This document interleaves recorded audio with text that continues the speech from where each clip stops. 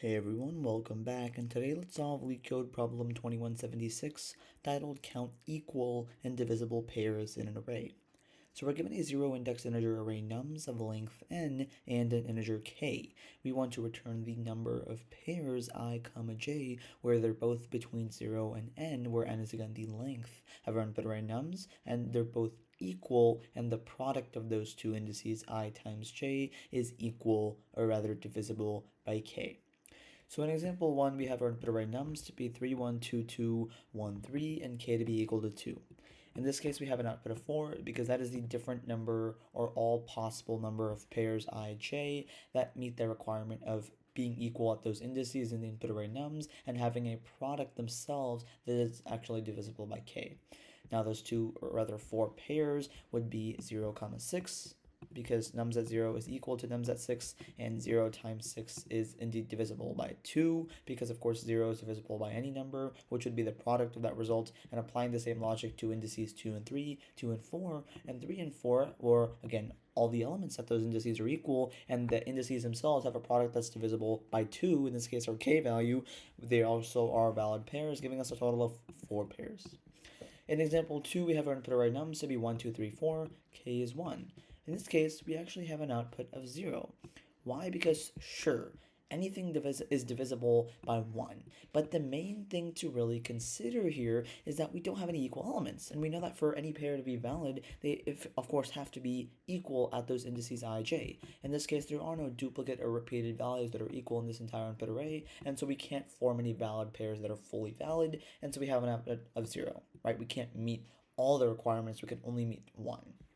So for the constraints here, we see that the length of our input array nums is actually very, very small, between 1 and 100, along with every value and the k value as well, which are also in the range from 1 to 100, kind of telling us that even an n-squared solution is perfectly valid. Of course, this is a Leetcode easy. You shouldn't expect the input constraints to be too large or have a really efficient solution.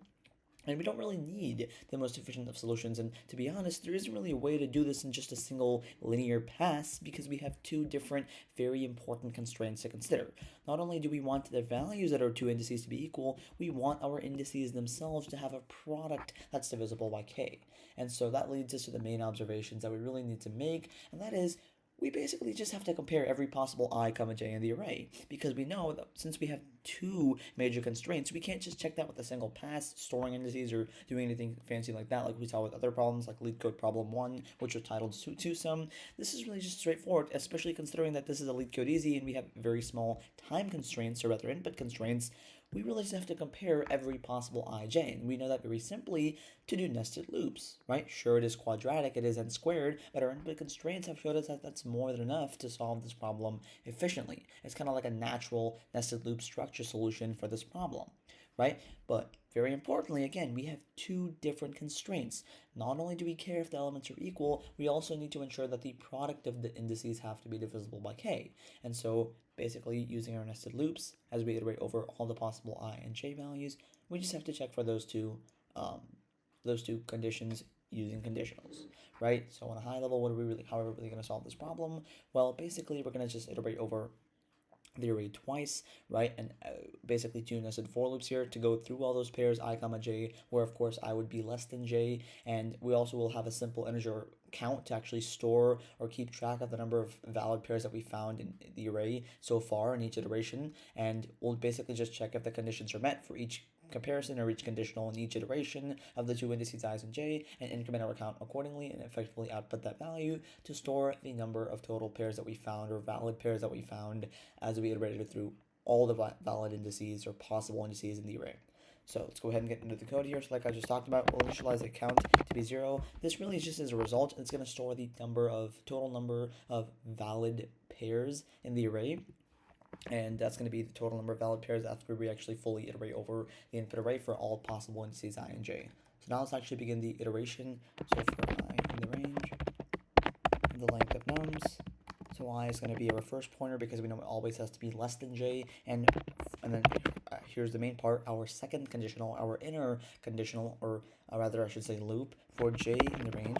In this case, we're going to be starting from I plus 1 because we want j to always be greater than I, and we're going to go up until the length of our input array nums. Basically, inside our outer loop, where I is basically every index in the input array nums, or the first index of the pair, we're going to have inside that loop another loop where j would start from I plus 1 and go till the end of the array to always ensure that I is less than j. So we kind of confirm this conditional, or this portion, and to make sure that we don't go out of bounds going up until the length of our input array nums.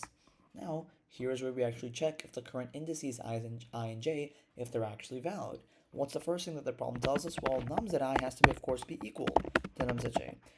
So if this is the case, and we meet the other conditional, well, what's the other conditional? Well, we know that the product of the two indices I and j, it has to be divisible by k. What's a very simple way to check divisible by k? By checking its remainder, or modulus. And so using the percentage modulus function, if the product of these two current indices modded by k gives us a remainder of 0, we know that's the definition of something being divisible by k, and so we can increment our count by 1, because that indicates that we just found one more valid pair. And effectively, once we've iterated over all the possible pairs of indices I, j, and incremented our count whenever we found one more valid pair where they were equal at those indices in the input array nums, and the product of those two indices, i.e.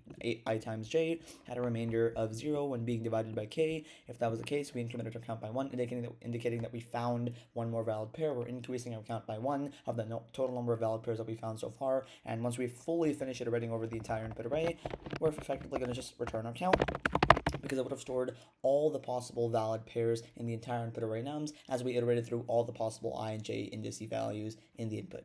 So on the same in syntax 0, this should be accepted, and there should be a valid solution. And as you can see, this really is just about as efficient as you can get it to be. So on a high level, what are we really doing here? Effectively, we're just iterating over each unique pair of indices using nested for loops here to go through all the possible indices I, j, where I is less than j, and for each pair in this iteration here of the input array, we're going to check for the two conditions if the values of those indices are equal in the input array, and the product of the indices have a remainder of 0 when being divided by k, basically saying that they're divisible by k. If both of them are true, then we increment our counter by 1, indicating that we found one more valid pair of indices in this iteration, and effectively we just return by the end the total number of valid pairs, which is going to be stored in our count as we iterate over, as we increment it, as we iterate over the input array nums.